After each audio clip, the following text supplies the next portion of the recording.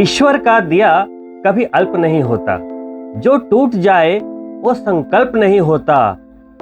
हार को लक्ष्य से दूर ही रखना मेरे दोस्त, क्योंकि जीत का कोई विकल्प नहीं होता। नमस्कार, मैं डॉक्टर मुकेश एक बार आपका फिर से हार्दिक अभिनंदन करता हूं आपके चैनल एस्ट्रो नक्षत्र 27 पर। दोस्तों, अभी मैं आपके सामने उपस्थित हुआ हूं सितंबर महीने का राशिफल लेके तुला राशि के जातकों के लिए। कुछ पाने पर अभिमान न करना और असफलता से निराश ना होना, यही तो आध्यात्मिक संतुलन की निशानी है। कभी कभी जिंदगी में हम थोड़ी मेहनत करके भी बड़ी सफलता हासिल कर लेते हैं, लेकिन कभी कभी सारी युक्तियां लगाने के बाद, बहुत सारे प्रयास करने के बाद भी असफल हो जाते हैं। यह सफलता और असफलता यूं कहें तो हमारे कर्मों का ही नतीजा होती है, या यूं कहें कि संचित कर्मों का प्रतिफल होता है। सिर्फ इस जन्म के कर्मों का नहीं, जन्म जन्मांतर के कर्मों का फल होता है। महाभारत में कर्म की व्याख्या करते हुए लिखा गया है, यथा धेनु सहस्त्रेषु वत्सो विदन्ति मातरम तथा पूर्व कृतम कर्म कर्तार मनु गच्छति। यानी कर्म अपने कर्ता को ठीक उसी तरह पहचान लेता है जैसे गायों की बड़ी झुंड में बछड़ा अपनी मां को पहचान लेता है। हम एक छोटे से संघर्ष से घबरा जाते हैं, समय कैसे करवट लेता है ये आप जानते हैं। जिस भगवान राम को अगले दिन राजगद्दी मिलनी थी, उन्हें वनवास को जाना पड़ा 14 वर्षों के लिए। तो लक्ष्मण वनवास जाते समय श्री राम से बड़े द्रवित होकर, दुखी होकर पूछते हैं कि भैया ये क्या हो गया। तो श्री राम बड़े शांत स्वर में बोलते हैं कि लक्ष्मण, ये हमारे प्रारब्ध की देन है और प्रारब्ध को हर बुद्धिमान व्यक्ति को हंसते हंसते स्वीकार कर लेना चाहिए। आइए बात करते हैं सितंबर के महीने में आप तुला राशि के जातकों के लिए सितारों की चाल कैसी है, कौन से ग्रह आपके सपोर्ट में है और कहां आपको सावधानी रखनी चाहिए। दोस्तों, जैसा कि आपको पता है, पूर्व जन्म के असीमित ताकतों को दिखाता केतु आपके जन्म चंद्रमा पर गोचर कर रहा है। वहीं उसके सम सप्तमक रहने वाले राहु, जिसे मायावी और छलिया का नाम दिया गया है, वो मेष राशि में आपके 7वें भाव में गोचर कर रहे हैं। वहीं कर्म फलदाता शनि आपके 4th भाव में शश राजयोग बनाते हुए गोचर कर रहे हैं। अभी वक्री है, 23 अक्टूबर तक वक्री रहने वाले हैं। वहीं देवगुरु बृहस्पति आपके 6ठे भाव रोग शत्रु ऋण यानी कि स्ट्रगल के भाव को एक सकारात्मक ऊर्जा देते हुए वक्री स्थिति में गोचर कर रहे हैं। और बुध आपके 12 भाव में कन्या राशि में उच्च होते हुए गतिमान है, लेकिन 9 सितंबर को वो अस्त हो जाएंगे क्योंकि सूर्य उनके नजदीक आ रहे हैं। और 10 सितंबर से बुध रेट्रो यानी कि वक्री चाल चलने लगेंगे। वहीं ग्रहों के राजा सूर्य अपनी सर्वश्रेष्ठ स्थिति में आप तुला राशि के जातकों के लिए एकादश भाव में 17 सितंबर तक गोचर करेंगे। उसके बाद 12 भाव में गोचर कर जाएंगे। साथ ही आपके राशि के स्वामी भी लाभ के भाव में एकादश भाव में ही गोचर कर रहे हैं। जबरदस्त लाभ की स्थितियां बनी हुई है। लेकिन 24 सितंबर को आपके राशि के स्वामी भी सिंह राशि को छोड़ते हुए, लाभ के भाव को छोड़ते हुए 12 भाव में, इनकम के भाव को छोड़ते हुए खर्चे के भाव में, लाभ के भाव को छोड़ते हुए नुकसान के भाव में गोचर करेंगे। और सिर्फ गोचर ही नहीं करेंगे, कन्या राशि में गोचर करेंगे जहां उनकी स्थिति नीचतम होती है। नीच होते हैं शुक्र। और अगले महीने 2 अक्टूबर से लेकर 20 नवंबर तक अस्त भी रहने वाले हैं। आपने देखा, जैसा कि मैंने वर्ष के प्रारंभ में प्रेडिक्शन किया था कि सितंबर के बाद आपकी स्पीड चल रही गाड़ी में एक ब्रेक का अनुभव होगा। क्यों? आपने देखा, सूर्य भी 17 सितंबर को आपके 12 भाव में चले जाएंगे। यानी कि अभी 17 अगस्त से 17 सितंबर तक जो सूर्य के बेनिफिट आपने लिए, 17 सितंबर से 17 अक्टूबर तक एक तो वो द्वादश भाव में जाएंगे और वहां भी तुला राशि में, चूंकि सूर्य नीच के होते हैं, वो कन्या तक आ चुके हैं, वो बलहीन होते जा रहे हैं। बुध भी अस्त चल रहे हैं और शुक्र भी अगले महीने से अस्त होने वाले हैं और द्वादश में भी गोचर है। तो स्थितियां बदलती हुई, करवट लेती हुई सावधानी अनिवार्य हो जाएगी अक्टूबर 1 तारीख से। फिलहाल सितंबर के महीने का मजा लीजिए, क्योंकि मैं आपके रंग में भंग नहीं डालना चाहता, लेकिन सावधानी अनिवार्य है अगले महीने के लिए। वो वीडियो के लास्ट में बताऊंगा कि आपको सावधानी क्यों अनिवार्य है और क्या क्या करना चाहिए, जिससे अक्टूबर नवंबर का जो एक कमजोर महीना है उसे आप कैसे स्टेबलाइज कर पाए। अब आइए बात करते हैं चंद्रमा की स्थिति का। 1 और 2 सितंबर को चंद्रमा की स्थिति आपके जन्म चंद्रमा पर रहेगी, यानी कि तुला राशि में रहेगी। और प्रथम भाव का चंद्रमा का गोचर अच्छा माना जाता है, शुभ माना जाता है, लेकिन चूंकि पहले से केतु वहां गोचर कर रहे हैं, तो केतु और चंद्रमा की युति होगी, जिसे ग्रहण दोष के नाम से जाना जाता है। ये एक मानसिक अवसाद की स्थिति बनाता है, उद्विग्नता की स्थिति बनाता है। तो उस दिन आपके मन में एक दबाव सा महसूस होगा। कभी आप एक्साइटेड हो जाएंगे, कभी आप बिल्कुल आपको लगेगा करूं ना करूं, मूड स्विंग्स रहेंगे। तो आपको 1 और 2 सितंबर को कुछ भी महत्वपूर्ण निर्णय या प्रोजेक्ट्स को आगे बढ़ाने से रुकना चाहिए, सोच समझकर आगे बढ़ना चाहिए। वहीं 3 और 4 सितंबर चंद्रमा आपके सेकंड हाउस में धन के भाव में गोचर करेंगे, लेकिन वृश्चिक राशि में गोचर करेंगे, जो उनकी निचतम स्थिति होती है। अष्टम से मंगल दृष्ट कर रहे हैं, अष्टलक्ष्मी योग बना रहे हैं, तो अचानक लाभ के कुछ संयोग बन रहे हैं। आप इसे सामान्य तिथि की संज्ञा दे सकते हैं। 5 और 6 सितंबर को चंद्रमा आपके तृतीय भाव में गोचर करेंगे। ये एक अच्छा समय है, शुभ कार्यों को करने के लिए अच्छा समय।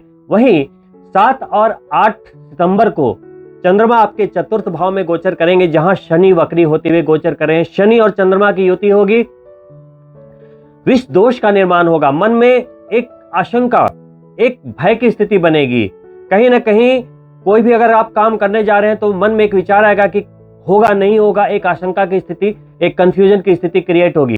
तो 7 और 8 सितंबर को किसी भी महत्वपूर्ण निर्णय से बचना चाहिए, लेकिन कोई भी डिसीजन प्रॉपर्टी से रिलेटेड है या किसी मुकदमे, कोर्ट कचहरी से रिलेटेड या कोई विवाद से रिलेटेड है, तो आप उस दिन आगे बढ़ सकते हैं। इसके बाद 9 और 10 सितंबर को चंद्रमा आपके पंचम भाव में गोचर करेंगे, त्रिकोण में गोचर करेंगे, जो कि शुभ परिणाम को दिखाता है। वहीं 11 और 12 सितंबर को चंद्रमा का गोचर आपके छठे भाव में होगा। छठे भाव का गोचर किसी भी शुभ कार्य को करने के लिए अच्छा नहीं माना जाता, लेकिन वहां पे बृहस्पति चूंकि पहले से विराजमान है, तो चंद्रमा और बृहस्पति जब एक साथ होते हैं तो गज केसरी योग का एक शुभ योग का निर्माण होता है। तो जो छठे भाव की जो नेगेटिव एनर्जी है वो बहुत ज्यादा एक्टिवेट नहीं रहेगी, तो आप इस तिथि को भी अपने शुभ कार्यों को कर सकते हैं। अगली तिथि 13, 14 और 15 सितंबर। गोचर के विज्ञान के अनुसार सप्तम का गोचर चंद्रमा के लिए शुभ माना जाता है, लेकिन चूंकि राहु पहले से वहां उपस्थित है, ग्रहण दोष की स्थिति बनेगी, चंद्रमा पीड़ित अवस्था में रहेंगे, मानसिक अवसाद की स्थितियां, उद्विग्नता की स्थितियां बनेंगी।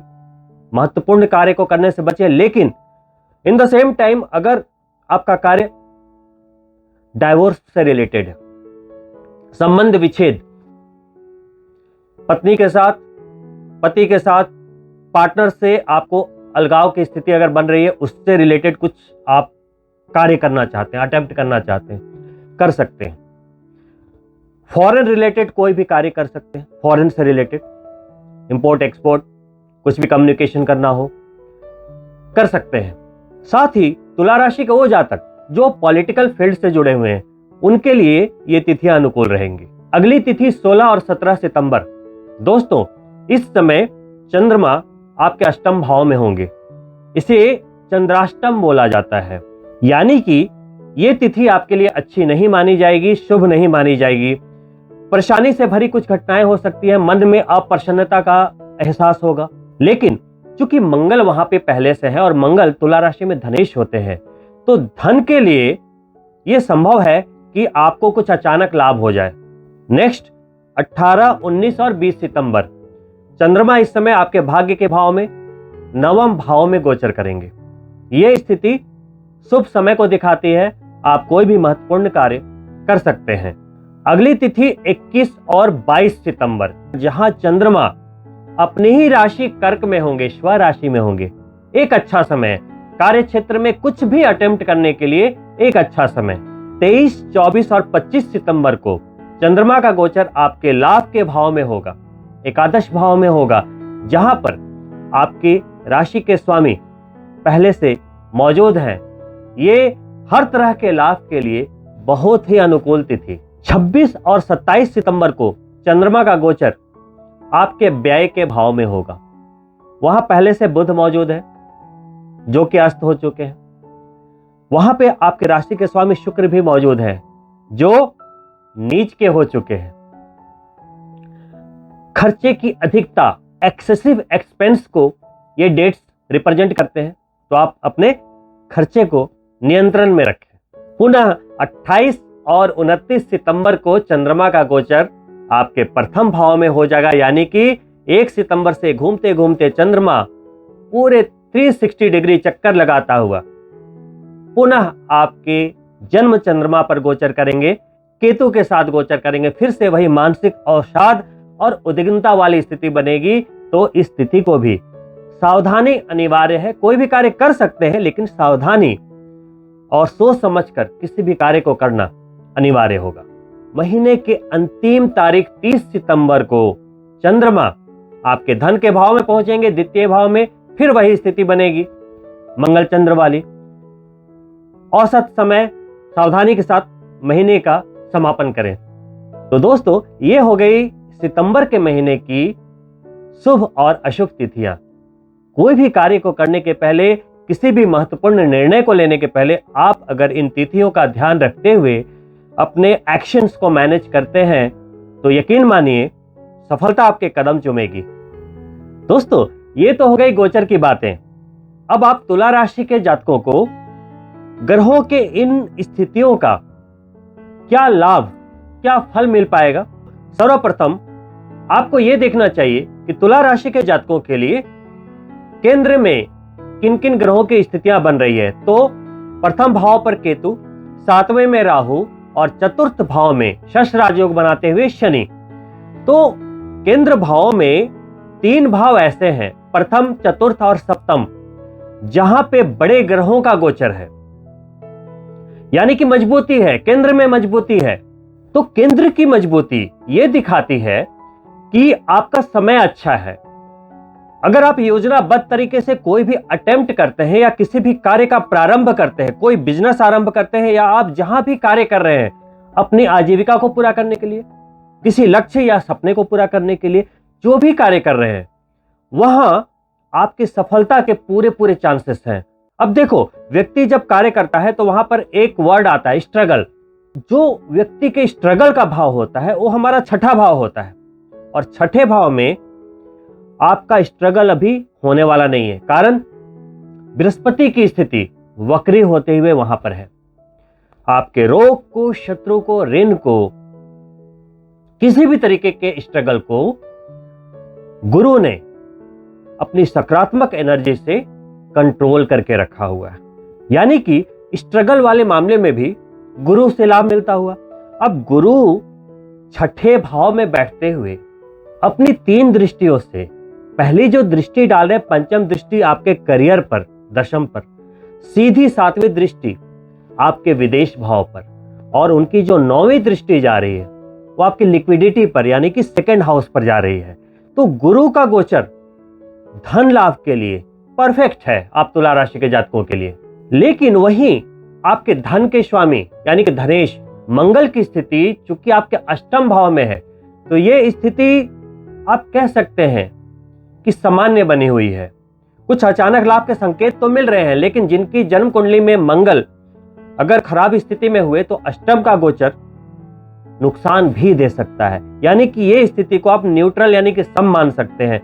लेकिन वहीं पे आपके राशि स्वामी का सर्वश्रेष्ठ गोचर एकादश भाव यानी लाभ के भाव में हो रहा है, यानी कि किसी भी राशि के स्वामी जब लाभ के भाव में गोचर करते हैं तो लाभ ही लाभ की प्राप्ति होती है। अब शुक्र क्या है?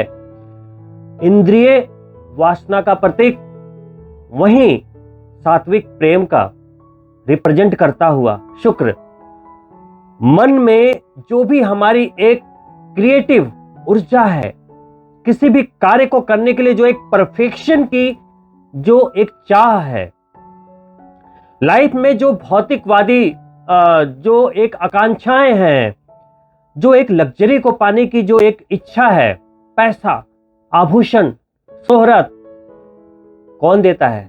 शुक्र। वो अभी लाभ के भाव में है, बहुत ही शानदार पोजीशन में। वहीं शुक्र के साथ एक पॉजिटिव एनर्जी और भी बनी हुई है। जी हां दोस्तों, मैंने आपको पिछले वीडियो में भी बताया था कि वर्ष के सर्वश्रेष्ठ स्थिति में ग्रहों के राजा सूर्य का गोचर है आपके लाभ के भाव में। वो लाभ की स्थिति 17 सितंबर तक बनी रहेगी और 24 सितंबर तक शुक्र भी एकादश भाव में रहते हुए उस लाभ को एक्सटेंड करते हुए बने रहेंगे। लेकिन 17 सितंबर के बाद सूर्य की स्थिति द्वादश भाव में जाएगी, सावधानी अनिवार्य है। शुक्र भी 24 सितंबर को जैसे ही द्वादश में जाएंगे और नीच के हो जाएंगे, यानी कि सूर्य में भी पावर शून्य की ओर जाती हुई, शुक्र में भी पावर नीचे की ओर शून्य की ओर जाती हुई। साथ ही आपके भाग्य के स्वामी और विदेश के स्वामी जो स्वग्रही होकर उच्च के द्वादश भाव में गोचर कर रहे थे बुध, और 9 सितंबर को ही अस्त हो जाएंगे। सूर्य चूंकि एकादश भाव में है, वो द्वादश भाव में नजदीकी डिग्री की ओर आते हुए, लेकिन 10 सितंबर को दोबारा आपको सपोर्ट मिलता हुआ उनकी चाल वक्री हो जाएगी, रेट्रो हो जाएगी।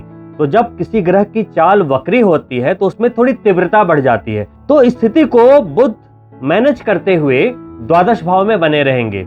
दोस्तों, पूरा सार यह है कि सितंबर के महीने में तुला राशि के जातकों के लिए स्वामी शुक्र और सूर्य के द्वारा लाभ की सर्वश्रेष्ठ स्थितियां बनी हुई है। जरूरत है आपको काम करने की, एक्शन करने की, परफॉर्म करने की। परफॉर्म करेंगे, कामयाबी देंगे। कौन? शनिदेव, क्योंकि शश राजयोग में है, शश राजयोग में है। आप गिरेंगे नहीं, स्ट्रगल में नहीं फंसेंगे। कौन बचाएगा? गुरु, छठे भाव में। अब जरूरत क्या है? आपको एक्शन करने की, काम करने की। लेकिन काम करना ही पर्याप्त नहीं होता सफलता के लिए, उसको एक मैनेज्ड वे में करना होता है। कैसे करें, वो आपकी सफलता को तय करती है। गीता में लिखा है दोस्तों, अधिष्ठानं तथा कर्ता कर्णं च प्रतिगिविधम विविधाश्व पृथक चेष्टा दैवं चैवात्र पंचमम। मतलब आधुनिक संदर्भ में अगर बात करें, मैनेजमेंट के टर्म पे बात करें, तो अगर आपको सफल होना है तो यहां पे गीता क्या कहती है कि आपको 5 तरीके से तैयार रहना पड़ेगा अपनी सफलता के लिए। पहला क्या है? योजना, स्ट्रैटेजी। दूसरा कौन है? आप, यानी कि योजनाकार, स्ट्रैटेजी को बनाने वाला तो आप स्वयं हैं, आपकी स्ट्रैटेजी है। तीसरा क्या है? कार्य करने का साधन, यानी कि जो आप एक्शन करेंगे, जो आप जिसके लिए स्ट्रैटेजी बना रहे हैं या जो आपका लक्ष्य है, अब आप किस कार्य के जरिए आप उसे प्राप्त करेंगे। ध्यान दीजिएगा। चौथा सबसे इंपॉर्टेंट है कार्य करने की शैली, हाउ टू डू, यानी कि योजना, योजनाकार, साधन और कार्य करने की शैली। और पांचवा क्या है? प्रारब्ध, जिसके बारे में मैंने स्टार्टिंग में बताया कि आपका प्रारब्ध क्या है। यानी कि अगर मैंने सोचा कि मुझे 1000 करोड़ कमाना है, सोच तो लिया, स्ट्रैटेजी भी बना ली, काम भी कर रहा हूं, मेरे पास साधन भी है, सब कुछ है, लेकिन अगर मेरे प्रारब्ध में लिखा होगा कि 1000 करोड़ नहीं 5000 करोड़ कमाएगा, तो सब कुछ सफलता की ओर एकदम चलता जाएगा जैसा मैंने सोचा। लेकिन इसके विपरीत किसी भी ऋणानुबंध के कारण, पुराने जन्मों के कर्म के कारण भगवान ने प्रारब्ध में लिखा ही नहीं है कि यह बंदा 1000 करोड़ कमाएगा, तो चाहे मेरी योजना कितनी भी शानदार हो, चाहे मेरा एक्शन कितना भी शानदार हो, चाहे वो साधन कितना भी मजबूत हो, प्रारब्ध के आगे नहीं चलेगी। जो श्री राम ने लक्ष्मण को कहा, तो बुद्धिमान मनुष्य को क्या करना चाहिए? उसे स्वीकार कर लेना चाहिए। लेकिन दोस्तों, अगर आप यहां पे थोड़ी सी गंभीरता से सोचें, तो शास्त्रों में यह भी लिखा है कि आप भगवान के द्वारा दिए गए प्रारब्ध को अपने दृढ़ संकल्प और अपने सात्विक कर्मों के द्वारा, अपनी नियत के द्वारा चाहो तो बदल सकते हो। शर्त सिर्फ इतनी है कि आपका वो जो ऋणानुबंध है वो उतना गहरा ना हो। जैसे कि आप अपनी जन्म पत्रिका देखते हैं तो उसमें जितने दोष होते हैं, लाइक पितृदोष, काल सर्प दोष, ग्रहण दोष, विष दोष, श्रापित दोष, अंगारक दोष, ये कुछ बड़े बड़े दोष हैं। जितने दोष होंगे कुंडली में, यानी कि आपके पिछले जन्म के नेगेटिव कर्मों का भार कुंडली के ऊपर ज्यादा है।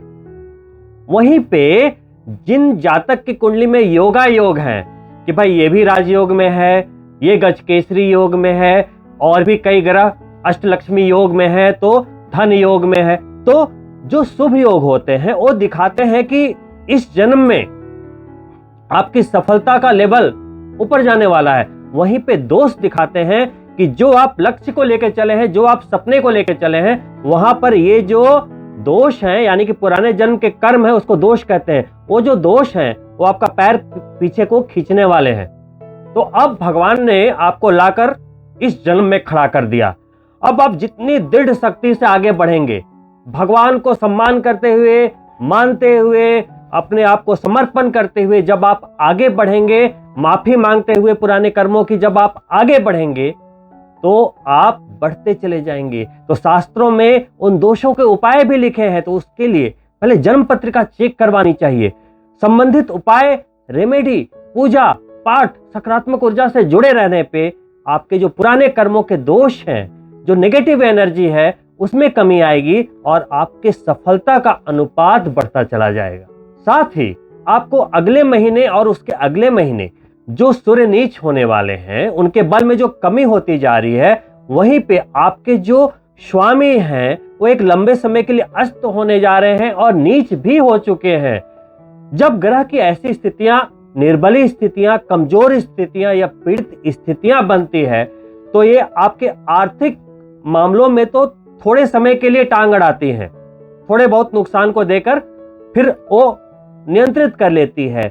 लेकिन अगर आपकी जन्म कुंडली में भी अगर ऐसी ही स्थितियां आपके जन्म कुंडली में भी बनी हुई है कि 2-3 ग्रह नीच के हैं या पीड़ित हैं या दोष बना हुआ है, तो सिर्फ आर्थिक संकट ही नहीं, सिर्फ कामयाबी के स्तर ही इफेक्ट नहीं होते, लेकिन स्वास्थ्य के मामले में, हेल्थ के मामले में बहुत ही दुर्गामी गंभीरता के संकेत हो सकते हैं। जैसे कि उदाहरण के लिए, अगर सूर्य पीड़ित अवस्था में, निर्बली अवस्था में है, तो सिर में दर्द, माइग्रेन की स्थितियां, आंखों की परेशानियां, सीने में दर्द या हार्ट की प्रॉब्लम, पेट में दर्द इत्यादि गंभीरता को दर्शाती है। साथ ही एडमिनिस्ट्रेशन से परेशानियां या परिवार से अलगाव को भी दिखाती है। वहीं अगर चंद्रमा की स्थिति खराब हो तो मन में वो एक डर सा देता है।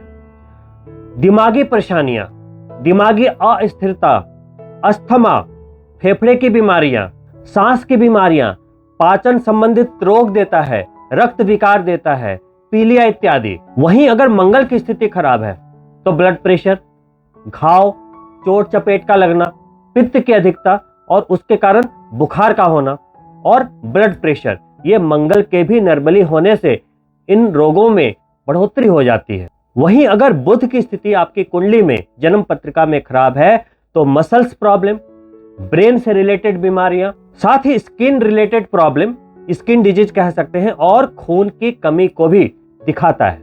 वहीं अगर बृहस्पति यानी कि गुरु आपकी कुंडली में खराब है, तो ये सबसे ज्यादा डेंजरस हो सकता है, सबसे ज्यादा डेंजरस हो सकता है, क्योंकि गुरु अगर निर्बली है तो लीवर की समस्या, लीवर खराब होने के चांसेस होते हैं, कैंसर, डायबिटीज, पीलिया, मोटापा जैसे ऐसे रोग होते हैं जिसके कारण जान पे बनाती है। वहीं अगर शुक्र की स्थिति आपकी कुंडली के अंदर खराब है तो आपके वैवाहिक जीवन में यह सबसे बड़ी बाधा बन सकती है। जी हाँ, शुक्र के खराब होने पे, पीड़ित होने पे कुंडली के अंदर यौन रोग संभावित होते हैं, पौरुष शक्ति में कमी आने के संकेत होते हैं। वहीं अगर शनि की स्थिति आपकी कुंडली में खराब है तो आनुवांशिक बीमारियां होती हैं, वायु और कफ जनित बीमारियां होती है, गठिया रोग होते हैं, पैरों से रिलेटेड रोग होते हैं, साथ ही विकलांगता भी शनि की देन होती है। पाचन शक्ति की निष्क्रियता और बार बार होने वाले गंभीर रोग के साथ साथ यौन शक्ति में कमी भी शनि के कमजोर होने की निशानियां होती हैं। वहीं अगर राहु केतु भी इन खराब हालात में आकर इनसे युति कर लें, दोष बना दें, या एक दूसरे से कोई भी ग्रह कमजोर होते हुए अगर दोष बना ले तो व्यक्ति इन बीमारियों का शिकार हो जाता है। तो वही जब हम लोग वीडियो में बताते हैं कि आपका अच्छा वक्त चल रहा है, ये मिलेगा, तो कोई मैसेज करता है कि मेरी हेल्थ की प्रॉब्लम इतनी क्यों आ रही है। अरे गोचर में सब ठीक है, या गोचर में कभी ग्रह अगर कमजोर भी हो गए तो इतने भयानक प्रॉब्लम्स नहीं होंगे, या आपको कोई भी हेल्थ की प्रॉब्लम नहीं हो सकती 1 महीने में, 2 महीने में। किसी के कमजोर हो जाने पे वो थोड़ी बहुत क्षणिक समस्याएं आ सकती है, लेकिन अगर संबंधित ग्रह आपकी कुंडली के अंदर खराब हैं तो जैसे ही वो गोचर में स्थितियां बनेंगी, या दशानाथ एक्टिव होगा, या वो भाव या भावेश एक्टिव होगा, आपको वो बीमारी हो जाएगी, जड़ पकड़ लेगी। चूंकि वो प्रारब्ध में है तो फिर आप उससे लड़ते रहो, या तो आपके पास एक उपाय ये है कि आप कुंडली के प्रति सजग रहो, एनालिसिस के प्रति सजग रहो, देखो कि ये किस वजह से हो रहा है और संबंधित ग्रहों को पावर दे दो, पीड़ा मुक्त कर दो उपायों से, जेम्स से, सब कुछ ठीक हो जाएगा। अगर बात करें रेमेडी की तो फिलहाल आपको जो ध्यान देने की आवश्यकता है वो सूर्य पे, क्योंकि वो कमजोर होते जा रहे हैं महीने महीने। अक्टूबर में नीच के होने वाले हैं, निर्बली होने वाले हैं। वहीं शुक्र भी अस्त होने वाले हैं, निर्बली होने वाले हैं, क्योंकि वो आपके राशि स्वामी है। तो इन 2 ग्रहों के ट्रीटमेंट की जरूरत अभी फिलहाल आपको इसी महीने से करने की आवश्यकता है। सूर्य को मजबूत करने के लिए क्या करें? गायत्री मंत्र के जाप प्रारंभ कर दें, कम से कम 5 माला। अगर अभी नहीं प्रारंभ किया दोस्तों, आप पछताने वाले हैं, गारंटेड पछताने वाले हैं, क्योंकि सिर्फ सूर्य तुला राशि में नीच के नहीं होंगे, बार बार बोल रहा हूं, वो केतु के साथ ग्रहण दोष में भी फंसेंगे। जितना आपने पूरे साल लाभ कमाया है नुकसान कर बैठेंगे। अगर आप चाहते हैं कि कोई भी नुकसान ना हो, रविवार के दिन गायत्री मंत्र का संकल्प लीजिए और शुक्रवार के दिन ओम द्राम द्रीम द्रौम श शुक्राय नमः इसके बीज मंत्र को प्रारंभ कीजिए। और ये मंत्र आपको तब तक करते रहना है जब तक सूर्य तुला राशि को क्रॉस ना कर ले, यानी कि 17 अक्टूबर से लेकर 17 नवंबर, यानी कि 17 नवंबर तक आपको करना है। कम से कम दिसंबर तक कर ले तो और बढ़िया। और शुक्र के मंत्र भी नवंबर के अंत तक करना अनिवार्य है। और दोस्तों, इससे भी बड़ा उपाय, अभी पितृपक्ष आने वाला है।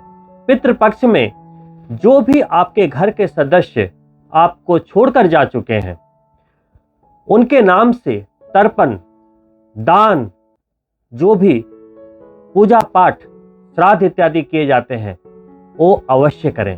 पितरों का आशीर्वाद, कुल देवता और देवी का आशीर्वाद बहुत आवश्यक है दोस्तों, बहुत आवश्यक है। पितरों को छोड़ दिया और कुल देवता कुल देवी को अगर आपने नाराज कर दिया, कुछ काम नहीं आता दोस्तों, कुछ काम नहीं आता। पितृपक्ष की समाप्ति के साथ ही नवरात्रि का शुभारंभ होगा। माता दुर्गा आपके घर पधारती हैं और माता दुर्गा के 9 रूप नवरात्रि में 9 ग्रहों का प्रतिनिधित्व करते हैं। आपको नवरात्रि में दुर्गा सप्तशती का पाठ प्रतिदिन करना चाहिए और माता दुर्गा की प्रसन्नता हेतु नरवान मंत्र ओम ऐंग ह्रीम क्लीं चामुंडाय विच्चे का अधिक से अधिक संख्या में पाठ करना चाहिए। दोस्तों, केतु 18 वर्षों के बाद तुला राशि में गोचर कर रहा है। कुछ भी असंभव नहीं, वो एक पॉजिटिव एनर्जी है, मैग्नेटिक फील्ड है, आपको मैग्नेटाइज कर रहा है।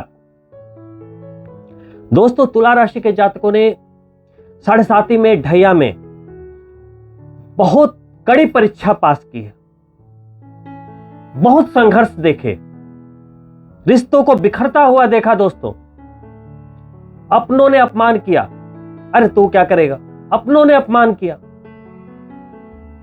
संबंध टूटे। कुछ घाव ऐसे होते हैं दोस्तों, बाहर के घाव तो फिर भी भर जाते हैं, यहां चोट पहुंची, यहां चोट पहुंची। और तुला राशि के जातक बहुत इमोशनल होते हैं, अंदर जो चोट लगती है उसे भूल नहीं पाते, बड़े इमोशनल हो जाते हैं, उसका इफेक्ट आता है आपकी सफलता पर। जो बीत गया उसे जाने दो, जो बीत गई सो बात गई। अगर आप उस वक्त मुस्कुरा सकते हैं जब आप पूरी तरीके से टूट चुके हो, तो दुनिया की कोई ताकत आपको तोड़ नहीं सकती। शनि 17 जनवरी को चतुर्थ भाव छोड़कर पंचम में गोचर करेंगे। आपके जन्म चंद्रमा से 10वीं दृष्टि हट जाएगी दोस्तों, इससे बढ़िया समय नहीं मिलेगा, नहीं मिलेगा दोस्तों। यह समय है कुछ कर दिखाने का, एक दृढ़ संकल्प लेने का, दृढ़ संकल्प एक बड़े सपने को पाने का। दोस्तों, आपके लाइफ की जर्नी भी अनप्रेडिक्टेबल होनी चाहिए, तभी तो लोग तालियां बजाएंगे, तभी लोग तालियां बजाएंगे। आप मूवी देखने जाते हो, किसी भी मूवी में आप एक्साइटेड कब होते हो, आप तालियां कब बजाते हो? जब कुछ यूनिक होता है, जब जो आप उम्मीद कर रहे हो जिस स्टोरी की, उस पर आपको मजा नहीं आता। लेकिन जो एक अलग तरीके से अनप्रेडिक्टेबल जिसका एंड होता है ना, आपको एकदम एक्साइटेड कर देता है कि अरे ऐसा हुआ। आपकी लाइफ की स्टोरी भी वैसी होनी चाहिए दोस्तों। आपके सामने ही तुला राशि के जो जातक हैं वो सितारों की तरह चमक रहे हैं, चाहे वो अमिताभ बच्चन हो, चाहे वो रेखा हो, या रणवीर कपूर हो, या सनी देओल हो, और भी कितने स्टार्स हैं जो ऑलरेडी ये साबित कर चुके हैं कि तुला राशि एक बेहतरीन राशि है। भले ही संघर्षों की अधिकता रहती है, भले ही रहती है। दोस्तों, आप भी अपनी लाइफ में अपने जीवन की एक ऐसी स्टोरी लिखो जिसका क्लाइमैक्स अनप्रेडिक्टेबल हो। ठीक वैसे ही जैसे धीरू भाई अंबानी ने अपने लाइफ में किया था। दोस्तों, धीरू भाई अंबानी अपनी फैमिली के साथ 9 लोग एक कमरे में रहते थे, एक कमरे में। उस समय उन्होंने भी नहीं सोचा होगा कि वो दुनिया के शीर्ष पे होंगे, उन्होंने भी नहीं सोचा होगा। उन्होंने कठिन मेहनत की, स्ट्रैटेजी, प्लानिंग, मेहनत, सब कुछ। अभी सिर्फ उनके घर की कीमत है 15,000 करोड़। इसे कहते हैं आपकी कहानी की वैसी एंडिंग जिसकी कल्पना किसी ने नहीं की। दोस्तों, मैं जियोलॉजिस्ट हूं, मैंने ग्रेजुएशन किया, मास्टर्स किया। उसके बाद जब मैंने एस्ट्रोलॉजी के फील्ड में आने का डिसीजन लिया, जो कि मैं मानता हूं कि मेरी डेस्टिनी थी, मेरे रिश्तेदारों ने बोला कि जन्म पत्री देखकर कितना कमा लोगे, उपहास करते थे, हंसते थे। मैंने साबित किया दोस्तों, आज मैं 1 महीने में जितना कमाता हूं वो पूरे साल नहीं कमाते, जबकि वो सारे रिश्तेदार गवर्नमेंट जॉब में है। और मैं रतन टाटा जी के एक मैसेज में विश्वास रखता हूं कि पहले मैं फैसला लेता हूं, फिर उसे सही साबित कर देता हूं, सही साबित कर देता हूं। अभी तो मैंने एक छोटी सी कामयाबी ली है, ये कामयाबी मेरे लिए कुछ भी नहीं। अभी तो नापी है मुट्ठी भर जमीन, अभी तो पूरा आसमान बाकी है। दोस्तों, आपकी कहानी इससे भी इंटरेस्टिंग हो सकती है। दोस्तों, ऐसा आपके साथ भी होगा। आप जो आपके दुश्मन, जो आपके रिश्तेदार, जो आपके फ्रेंड्स आपके खिलाफ बोले, आपसे जले, आप उसे ईंधन के रूप में काम लाओ, अपनी कामयाबी का ईंधन बनाओ, उसे और अपने आंच को तेज करो, आप और मेहनत करो। अच्छा, ऐसा बोला था तूने, ऐसा बोला था। जवाब दो उन्हें सफल होके। दोस्तों, आपने देखा सितंबर का महीना आर्थिक दृष्टि से हर तरह के लाभ के लिए कितना शानदार है। उसके बाद 2023 के प्रारंभ से ही जबरदस्त धन लाभ योग की कई स्थितियां बन रही है, सफलता के कई योगायोग बन रहे हैं। तो एक बड़ा ड्रीम लो, एक बड़ा लक्ष्य लो, एक बड़ा दृढ़ संकल्प लो और ये साबित कर दो, अपनी सफलता से ये साबित कर दो कि आप भी उन तुला राशि के जातकों में हैं जो एक बड़ी कामयाबी पा सकते हैं, सितारों की तरह चमक सकते हैं। और जब आप कामयाब हो जाओ तब देखना अपने दुश्मनों के चेहरे। किसी से लड़ने की जरूरत नहीं, किसी को कुछ बोलने की जरूरत नहीं। आपकी सफलता उनके मुंह पे सबसे बड़ा तमाचा होगी जिन्होंने आपके कमजोर वक्त में आपका मजाक उड़ाया था। और आप साबित कर देंगे कि success is the best revenge. और अंत में दोस्तों, मेरी शुभकामनाएं हैं कि आप भी अपने लाइफ की एक रोमांचक स्टोरी खुद लिखें जो दूसरों के लिए मिसाल बने। इसी के साथ मैं आपसे अनुमति चाहूंगा, अगर आप मेरे चैनल को पहली बार देख रहे हैं तो सब्सक्राइब करना ना भूलें। और मेरे द्वारा दी गई जानकारी आपको अच्छी लगी हो, यूजफुल लगी हो तो अपने मित्रों के लिए शेयर भी करें और लाइक करना ना भूलें। जल्द ही मिलता हूं दूसरे वीडियो में, तब तक के लिए नमस्कार मित्रों।